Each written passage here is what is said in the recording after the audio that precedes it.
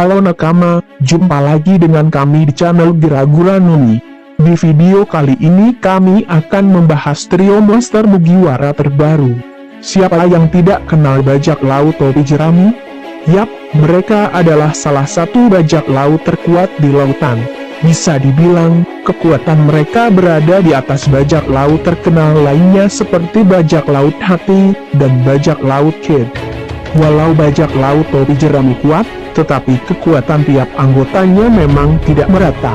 Setuju atau tidak, topi jerami selalu bergantung dengan tiga kru andalan mereka yaitu Luffy, Zoro, dan Sanji.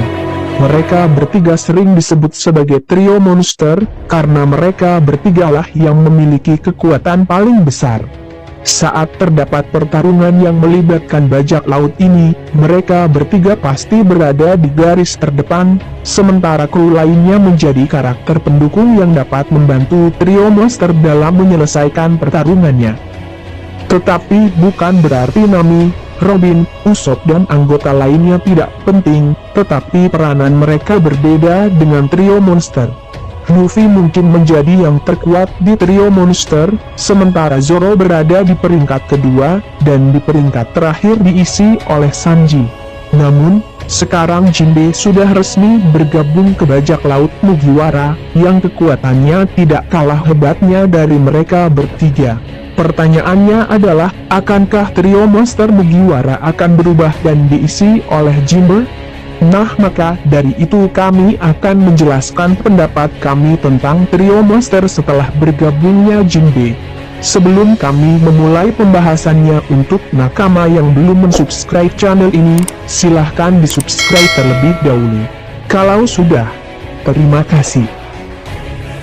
Nah, trio monster Mugiwara adalah tiga orang terkuat yang kekuatannya seperti monster bahkan lebih kuat dari monster sesungguhnya. Mereka adalah Luffy, Zoro, dan Sanji.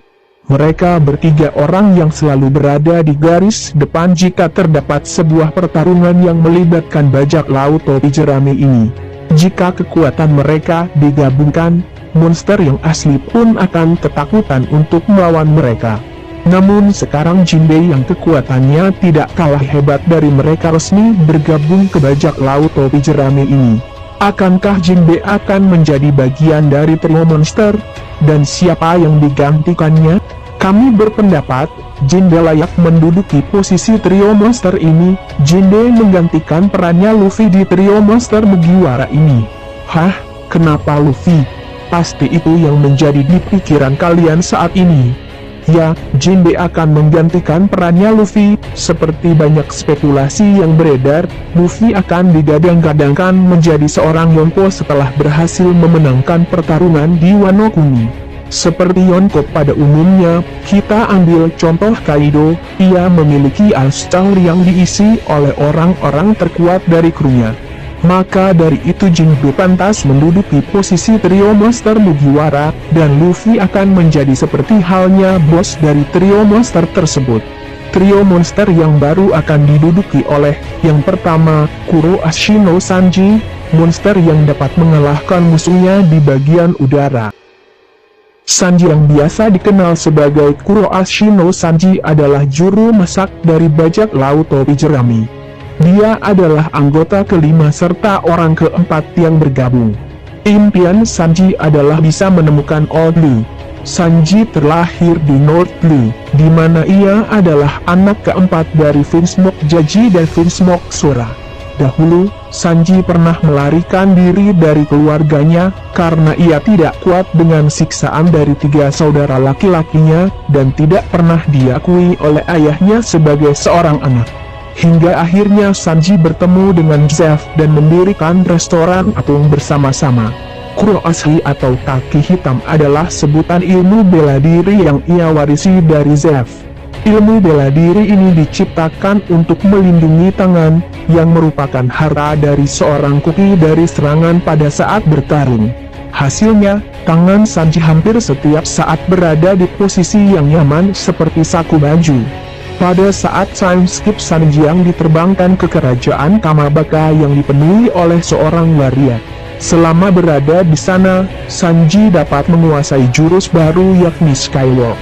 Skywalk adalah jurus yang dapat membuat Sanji bisa berjalan di udara layaknya seorang burung. Di mana Sanji mendapatkan jurus ini pada saat ia selalu dikejar-kejar oleh para banci dari kerajaan Kamabaraka. Sanji terus berlari, walaupun hujan, salju dan petir Sanji tetap berlalu sehingga pada saatnya Sanji berhasil berlari ke langit dan disitulah Sanji mendapatkan jurus Skywalk.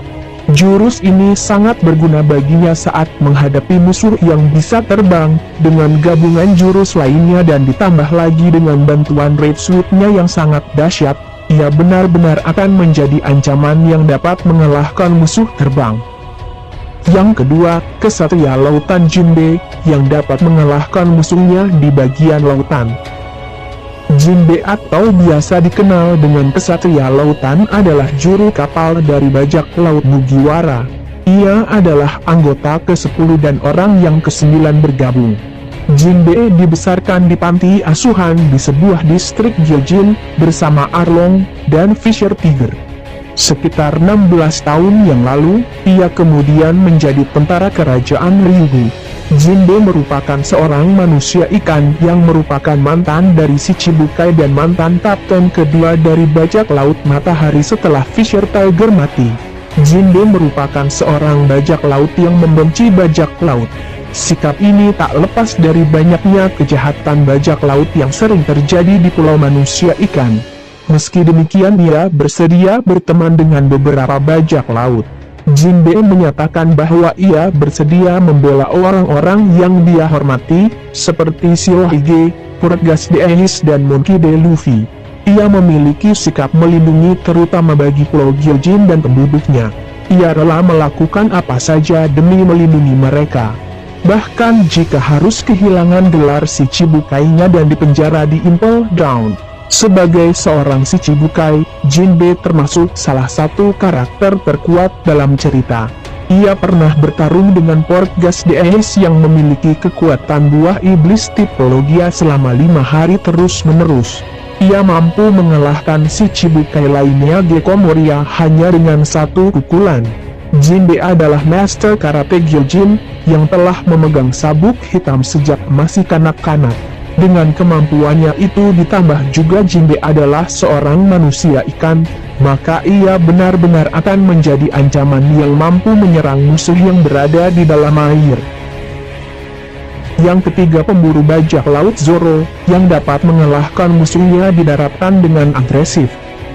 Zoro atau dikenal dengan sebutan pemburu bajak laut walau sekarang ia menjadi seorang bajak laut, ia adalah pendekar pedang di kelompok Mugiwara sekaligus anggota kedua dari kru Mugiwara dan orang pertama yang bergabung. Dan hingga saat ini ia dinilai sebagai ancaman terbesar dan anggota paling berbahaya dari kelompoknya setelah sang Kapten Luffy.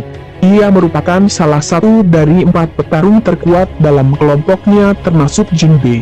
Zoro diberi gelar sebagai salah satu dari 11 supernova, yaitu 11 bajak laut pemula dengan nilai tebusan lebih dari 100 juta BW yang telah mencapai Red Line. Zoro adalah pendekar pedang yang berbeda pada umumnya, di mana pendekar pedang yang lain hanya menggunakan 1 atau 2 pedang.